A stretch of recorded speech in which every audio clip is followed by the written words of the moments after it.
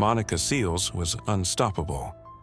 At just 19 years old, she had already claimed 8 Grand Slam titles and held the world #1 ranking. Her explosive two-handed strokes and fierce intensity had redefined women's tennis. But on April 30th, 1993, during a routine match in Hamburg, Germany, her life and the sport changed forever. As Seles sat on her bench during a changeover, catching her breath, a man lunged from the stands. In an instant, a 10-inch knife plunged into her back. The crowd froze. The unthinkable had happened. Monica Seles, the reigning queen of tennis, had been attacked in broad daylight. But why? And who would do such a thing? Monica's journey to the top had been extraordinary. Born in Novi Sad, Yugoslavia, she grew up practicing tennis with her father in local parks. To make training fun, he drew smiley faces on tennis balls, a small, charming detail that contrasted with the fierce competitor she would become. By 13, her talent had taken her to Florida. By 16, she won her first Grand Slam at the French Open, defeating none other than Steffi Graf. It was the start of a rivalry that would define an era.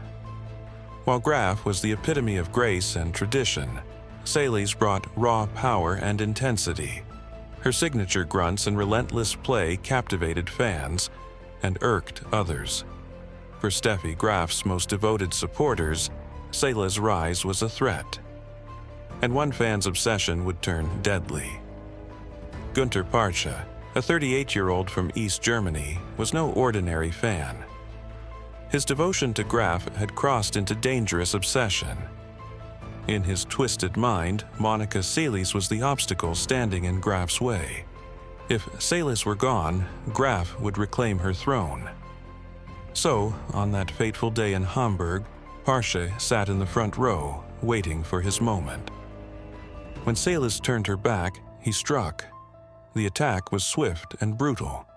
The knife missed her spine by millimeters, sparing her from paralysis. But the emotional scars ran deep. Seles was rushed to the hospital, her career and life hanging in the balance. The tennis world was in shock. How could this happen? And why? At first, speculation ran wild.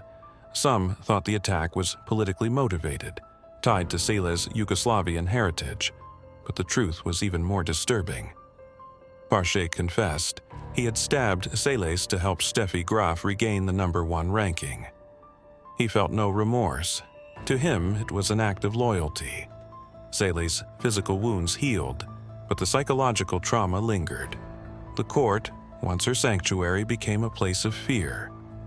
She withdrew from tennis for over 2 years, grappling with anxiety and the weight of public expectation. Her absence left a void in the sport. Steffi Graf reclaimed the top spot, but women's tennis felt incomplete without its brightest star. When Seles finally returned in 1995, the world cheered. She won the Australian Open in 1996, proving her talent was still undeniable. But she was never the same. The attack had dimmed her dominance, and the fear of another incident always loomed. As for Parche, justice was fragile. Declared mentally unstable, he received a suspended sentence and never served jail time. The leniency outraged many, including Seles. It was a stark reminder that even the most celebrated athletes are vulnerable to the darkest extremes of fan behavior. Monica Seles' story is one of triumph, tragedy, and resilience. Her career remains a testament to her brilliance, but it's also a cautionary tale. The attack led to increased security in sports, protecting athletes from similar acts of violence. And while Seles never fully recaptured her former glory, her courage in returning to the court inspired millions. Today, Monica Seles is remembered not just for her titles, but for her strength in the face of unimaginable adversity. Her legacy is a reminder that no act of violence can extinguish the spirit of a true champion,